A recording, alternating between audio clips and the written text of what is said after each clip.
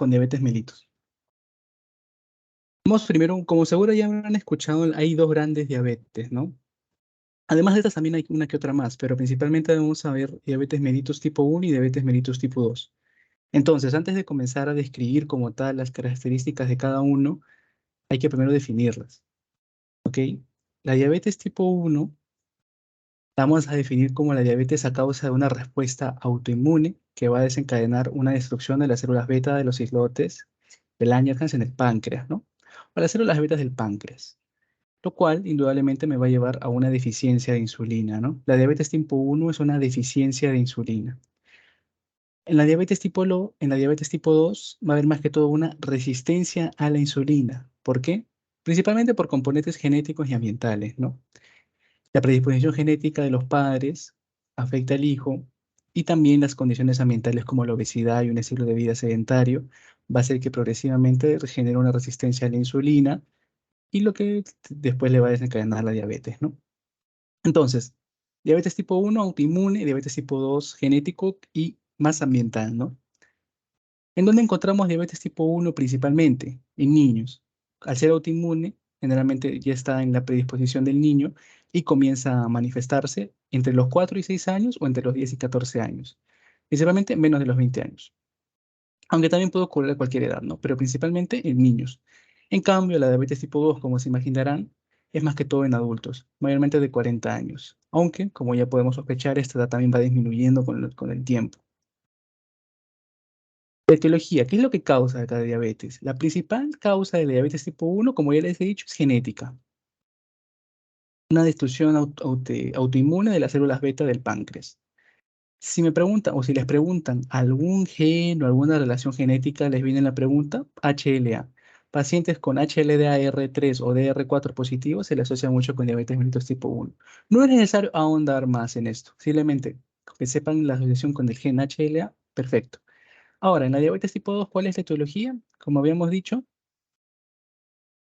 va a ser tanto factores hereditarios como ambientales y asociación de síndrome metabólico, ¿no? En pocas palabras, con la obesidad. ¿Cuáles son esos factores de riesgo? Indudablemente antecedentes familiares, ¿no? El hecho de que el padre, la relación familiar de primer grado, padre-madre, tenga diabetes mellitus, hace propenso a la persona, al hijo, a un 40%. Esa persona tiene 40% de probabilidad de desarrollar diabetes también. Y si a eso le sumas obesidad, dislipidemias, síndrome metabólico, sedentarismo, pues con mucha mayor razón. Algo que me gustaría también de recalcarles aquí es que tanto en la diabetes tipo 1, ya sea por deficiencia, o en la diabetes tipo 2, tanto como resistencia, ambos confluyen en el mismo resultado, que va a ser una hiperglicemia crónica. ¿Ok? Una hiperglicemia crónica. O mucha azúcar en sangre, ¿no? Ahora, la fisiopatología. Para hablar primero de la fisiopatología, hay que hablar de la fisiología normal de la insulina, ¿no? Que es el principal actor en esta serie. Primero, ¿quién secreta la insulina? Como ya hemos dicho, células beta de los islotes de Langerhans. ¿En dónde? Pues en el páncreas, ¿no? Principalmente. Hay células alfa, sí, pero esas células alfa secretan otras cosas. ¿Y dónde actúa la insulina? Voy a decirles tres principales sitios de acción de la insulina. Principalmente, y lo que más sabemos, los carbohidratos, ¿no? La insulina va a ser el principal agente químico que va a reducir directamente el nivel de glucosa en sangre, no hay otro. ¿Ok? Es principalmente la insulina. A nivel de las proteínas, va a inhibir la proteólisis, va a estimular la síntesis de proteínas y va a estimular la absorción de aminoácidos para que no queden libres en la sangre y posteriormente a lo que vamos a ver como las posibles acidosis o la cetoacidosis, ¿no? Y los lípidos va a tener un efecto anticitogénico, ¿no? Ahora, ya la fisiopatología como tal de la diabetes tipo 1 es a lo que veníamos hablando.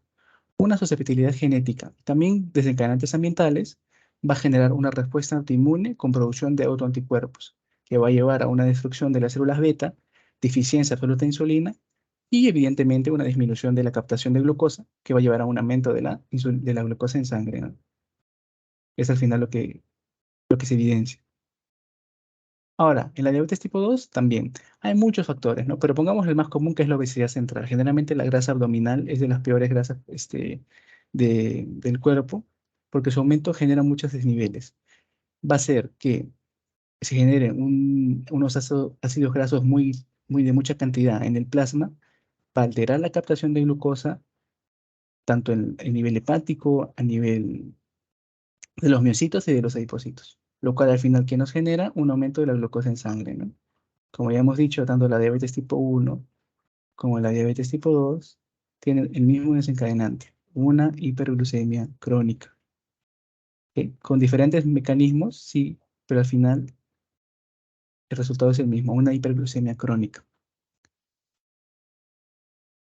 Como podemos ver aquí, en primera instancia tenemos la normoglicemia, ¿no? Tanto con la función de las células betas, de los niveles de insulina, de tanto la glucosa en ayunas como después del almuerzo y la resistencia también. Vemos que comienza a aparecer los diferentes desencadenantes de la diabetes y comienza a haber un aumento de la resistencia a la insulina. Pero esta resistencia a la insulina se acompaña a la par con un aumento de la función de las células beta, con una mayor secreción de la insulina. Al menos en la prediabetes se relata que a la par que sube la resistencia, también sube la insulina, al menos al inicio, lo cual pues, generalmente podemos ver que lleva a una hipoglicemia después de comer. ¿Ok? En algunos pacientes, cuando recién están iniciando, bueno, así se relata en la literatura, cuando comen y están ya en inicios de prediabetes, se les baja muy rápido el azúcar. ¿Por qué? Porque hay mucha insulina en sangre, que es lo que trata la célula beta de compensar el hecho de que la insulina como tal no está funcionando. Entonces, para tratar de compensar, secreta más. Pero bueno, como es de esperarse, con el tiempo, esto no es suficiente, esto no es efectivo y las células beta de páncreas comienzan a inhibir su función, comienzan a degradarse y bueno, tal cual como se comienza a bajar la secreción de insulina, comienza a bajar su función, comienza a bajar los niveles de insulina y la glucosa tanto en ayunas como postprandial, como de resistencia, van aumentando, ¿no? Las tres van aumentando y estas dos van disminuyendo. Esa es la historia natural de la diabetes. Entonces, para entender un poco más y correlacionar estos dos, vemos acá. Hay una deficiencia de insulina. Habíamos dicho que la insulina inhibía la proteólisis. Entonces, si no hay insulina, aumenta la proteólisis. Y si aumenta la proteólisis, en primera instancia, ¿qué hay? Que el músculo se pierde. Y por ende se pierde el peso. ¿Ok? ¿Qué más? Aumentar la proteólisis, siendo las proteínas cadenas de aminoácidos, las cadenas de aminoácidos aumentan en el cuerpo, lo cual conlleva una mayor gluconeogénesis por parte del hígado, lo cual lleva a una hiperglicemia. Otro camino, no hay insulina en el cuerpo, se utiliza menos la glucosa, que lleva a hiperglicemia también. No hay insulina en el cuerpo, otro camino, aumenta la glicogenólisis o la glucogenólisis, ¿no? La destrucción de glucógeno en el páncreas para poder generar glucosa. Porque no se está utilizando la glucosa, entonces el cuerpo interpreta que falta glucosa, genera más glucosa. Entonces, ¿qué lleva? Hiperglicemia. Otro, hay mayor lipólisis, que hay más nivel de ácidos grasos libres en el plasma, que se genera mayor ketogénesis, mayor formación de cuerpos cetónicos, porque sabemos que la principal fuente de acción inmediata, o la principal fuente de energía inmediata, mejor dicho, son los carbohidratos, ¿no? Los lípidos también son fuentes de energía, pero su metabolismo es mucho más lento. Pero bueno, el cuerpo al ver que no hay suficiente acción de la glucosa o de los carbohidratos, comienza a generar energía mediante la ketogénesis. Mucha ketogénesis me da la famosa ketoacidosis o cetoacidosis. Hay mayor glicerol, también componente, y mayor gluconeogénesis, mayor hiperglicemia. Y estamos en un estado de hiperglicemia. Ahora, ¿qué pasa? Aumenta la osmolaridad plasmática, ¿no? Hay mayor soluto en el plasma que me causa la polidipsia, mucha sed. Hay mayor glucosa en el plasma que me da poliuria. ¿Por qué? Porque la glucosa jala agua. En esa jalada de agua hay mayor diuresis, me da sed. Hay mayor orina, pierdo electrolitos y pierdo agua, me deshidrato. Me deshidrato, hay desfallo renal y también tengo acidosis. ¿Ok? Me deshidrato, otro camino. Hay mayor hipoperfusión de los tejidos, se comienza a secretar lactato y me da también, porque es ácido láctico, ácido, me da sed, me da acidosis también. Este para más o menos correlacionar la fisiopatología con la clínica. ¿Por qué? Porque esta es la clínica de la diabetes. La diabetes mellitus principalmente es de diabetes tipo 1, principalmente repentino. Un inicio así repentino, no hay mayor trasfondo. Y se presenta generalmente con una crisis. ¿Cuál? La cetoacidosis diabética, ¿no? El cuerpo, al ver que la insulina no está haciendo su labor, comienza a generar energía de otras fuentes, mediante los cuerpos cetónicos, que naturalmente también se hay en el cuerpo, no es que esta es la primera vez que aparecen, también hay naturalmente en el cuerpo cuerpos cetónicos, pero en la diabetes mellitus hay muchos cuerpos cetónicos, entonces comienza a haber una acidosis, ¿no? Una cetoacidosis diabética. Es lo que más le van a decir sobre la diabetes tipo 1, ¿no? ¿Cómo inicia? ¿Cómo se estrena? Con cetoacidosis diabética. La diabetes tipo 2, que es la más común, ¿no?, de las diabetes, va a ser típicamente gradual. Incluso la mayoría de los pacientes son asintomáticos, como podrán de seguro también haber visto. Y generalmente, ¿cómo se sabe que tienen diabetes mellitus? Cuando recién comienzan las complicaciones, ¿no? Esas suelen ser el primer signo clínico de la enfermedad. O alguna medición aleatoria de glucosa que, bueno, se produjo por ahí y que, bueno, salió elevada, ¿no? De ahí, al menos en los inicios, pues la diabetes es muy asintomática, ¿no? Especialmente cuando se dan personas jóvenes, ¿no?, que no tienen mayor comorbilidad. Pero entonces, ¿qué síntomas podemos encontrar en estos pacientes? Síntomas de la hiperglucemia, como habíamos dicho antes. La glucosa jala agua. ¿Qué hay? Poliuria, mayor orina. Pierdo agua, me deshidrato. Polidipsia, tengo más sed. Pierdo músculo, pierdo peso, tengo más hambre. Polifagia. No hay forma de captar la energía. Pienso que no estoy comiendo, necesito más comida. Otros síntomas, pérdida de peso, como habíamos dicho, por la mayor proteólisis de los músculos. Visión borrosa, ya con alteraciones del ojo, ya sea a nivel de retina, a nivel del cristalino, incluso puede desarrollar miopía, mayor fatiga, mayor pesadez del cuerpo, las famosas malas cicatrizaciones de las heridas y también la mayor susceptibilidad a infecciones.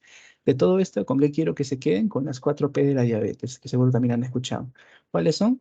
Polidipsia, polifagia, poliuria y pérdida de peso.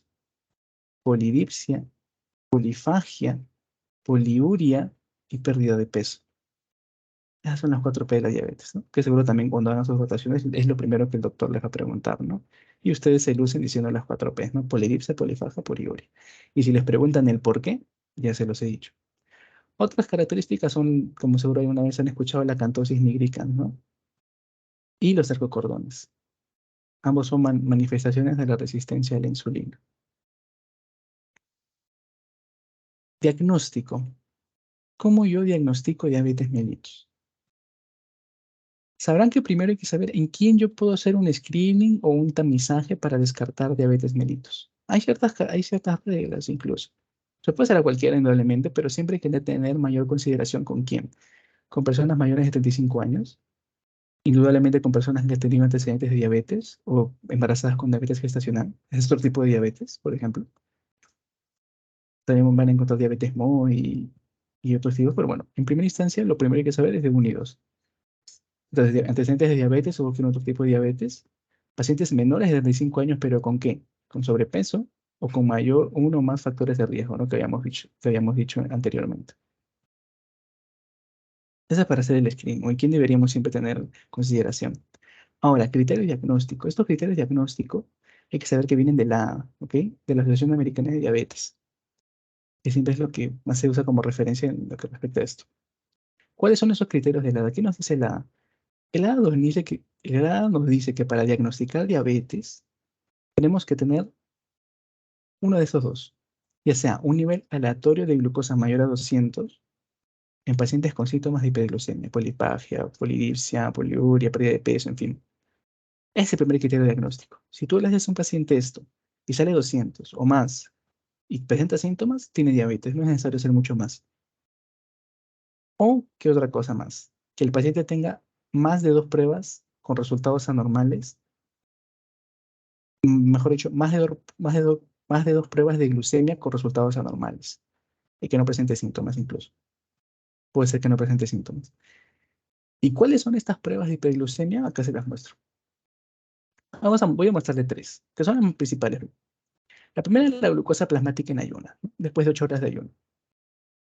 La segunda el test de la tolerancia a la glucosa oral, que en el cual se le da al paciente, se le mide primero en ayunas y luego se le da glucosa y después se mide, este, se le da 75 gramos de glucosa y después se mide cuál es el nivel plasmático de glucosa.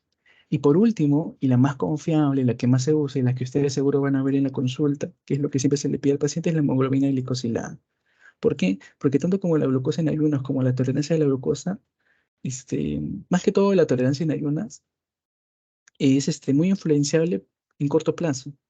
O sea, con que el paciente haya tenido una reducción de glucosa de hace 1 o 2 días puede influir mucho en el resultado. Por el contrario, la hemoglobina glicosilada es muy fiable porque esta no te redacta el nivel de glucosa desde hace unos días, sino de 8 a 12 semanas. Entonces, en promedio, 3 meses. 3 meses que va a ser el nivel de hemoglobina glicosilada. Por eso siempre se usa para medir o para hacer control de los pacientes con diabetes.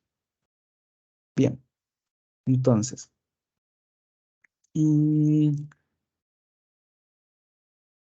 bien, hemos visto los tres, ¿no? Glucosa en ayunos, glucosa plasmática en ayunas, test de tolerancia a la glucosa y hemoglobina glicosilada. ¿Cuáles son los valores? Acá se los dejo. Acá más que todo es memorístico, pero primero partamos con lo importante, que es cuándo es diabetes, ¿no? Que creo que es más importante que saber cuándo es normal. ¿Cuándo es diabetes? En la glucosa en ayunas mayor a 126. En el test de tolerancia mayor a 200.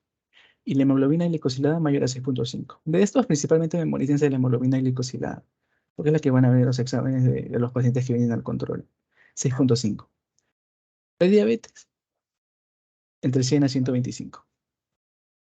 140 a 199 y de 5,7 a 6,4. ¿Y cuál es lo normal? Pues lo que queda más abajo, ¿no?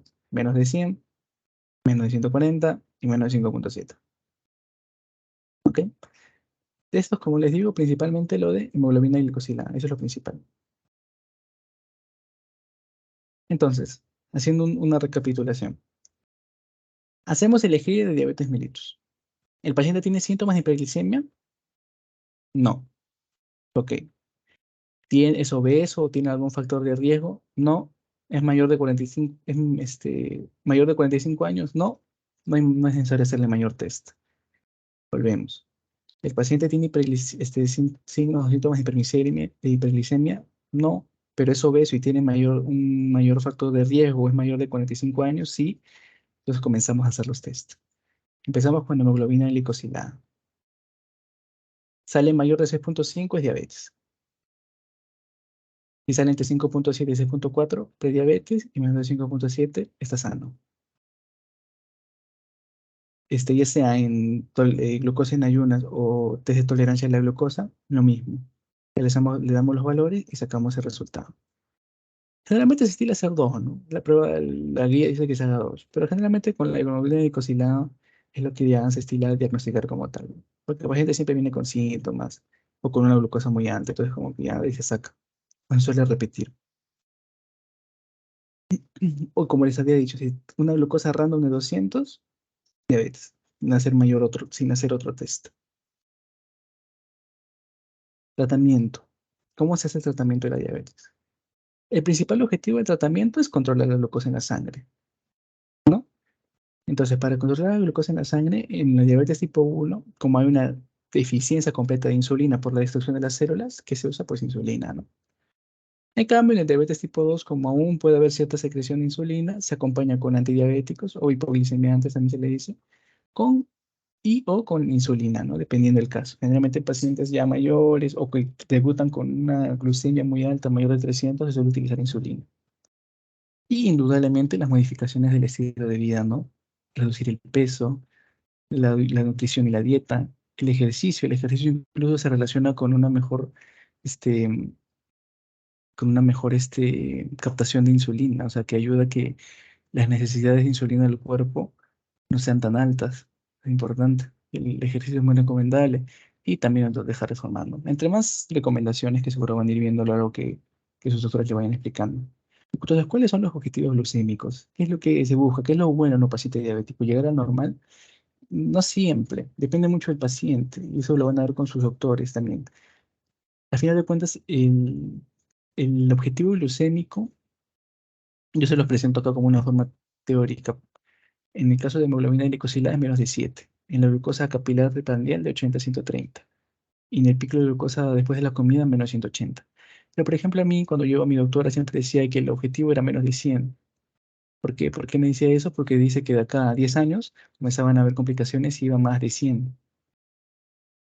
¿Ok? Por ejemplo, ese era el criterio de la doctora. Que la guía no dice de 80 a 130. Bueno, depende mucho del paciente, de la doctora, de su metodología, en fin. Pero se lo digo en forma de teoría. Y también, como les había dicho, hay antidiabéticos, ¿no? Además de la insulina, hay antidiabéticos. ¿Cuáles son esos antidiabéticos? Acá les he puesto algunos. Hay algunos más, pero acá son los principales. El principal de todos, el de primera elección, es la metformina, ¿no? La metformina va a mejorar los canales de captación de glucosa, va a reducir la secreción de glucosa por parte del hígado, entre una que otra función más, ¿no? ¿Su grupo cuál es? La glucosa es una biguanida. Sí, la glucosa es una biguanida. Hay que bueno saber los grupos, porque a veces lo pregunto. La sitagliptina. La sitagliptina es un inhibidor de la peptidtransferasa 4, si no me equivoco. Y también ¿no? ayuda en la hipoglicemiante. La empaglifosina es de los famosos SGLT2, ¿no? Inhibidores de los canales de glucosa dependiente de sodio. ¿Qué va a hacer? Bueno, básicamente va a inhibir la recaptación de glucosa a nivel del túbulo renal, ¿no? Va a haber, al no recaptar al no recaptar glucosa, pues por ende la glucosa también baja, ¿no? Incluso se usa mucho en pacientes con falla cardíaca. Es parte también de se usa mucho en los pacientes con falla cardíaca. Y la glimepirida, esta es una sulfoniluria, también, ¿no? Hiperglicemiante, sulfoniluria. ¿Ok? De esto que es importante saber que generalmente no se suele combinar biguanida con sulfoniluria. ¿Por qué? Porque se le ve mucha hipoglicemia. Y cuando vean las crisis glicémicas, tanto, más que todo, bueno, la hipoglicemia, van a ver que siempre le van a poner el caso, la mayoría de veces el paciente que, por ejemplo, yo que sé, usaba biguanida y sulfoniluria, y ahora está pues con crisis hipoglicémica, ¿no? Entonces, y le van a preguntar qué se va a hacer. Además de tratar al paciente, le van a decir, ¿no? Y cambiar de régimen de tratamiento, ¿no? Eso es importante. No se suele combinar bivonido con sulfonilurea por el riesgo de hipoglicemia, ¿no? ¿Cuáles son las complicaciones de la diabetes?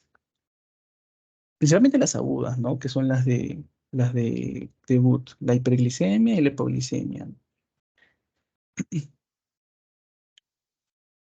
Hiperglicemia incluso podemos dividirla en dos, ¿no? En estado osmolar hiperglicémico y en la citocidosis diabética. Pero eso vamos a verlo más adelante, ya cuando hagamos como tal hiperglicemia y hipoglucemia uno por uno. Y las crónicas, ¿no? Las que seguramente se imaginan. En la enfermedad macrovascular, la enfermedad coronaria, cerebrovascular, la arteriopatía periférica, ¿no? Que al final es lo que sacan las amputaciones de los miembros. En lo micro, la linfopatía diabética, la retinopatía diabética y la neuropatía diabética. Cada una incluso se tiene que estudiar por separado, ¿no? Porque cada una tiene sus particularidades. Bien, chicos,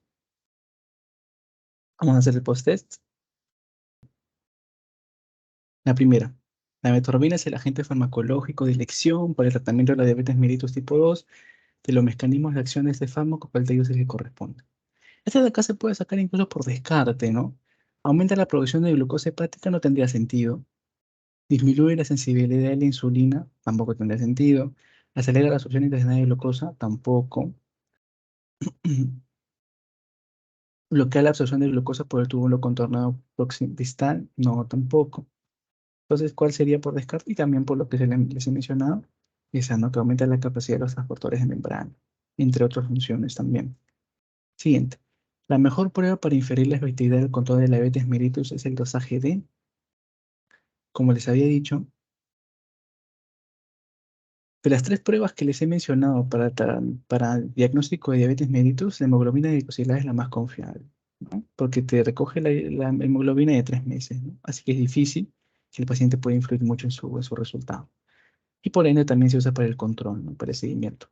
Entonces, por ende aquí, la hemoglobina glicosilada sería la respuesta.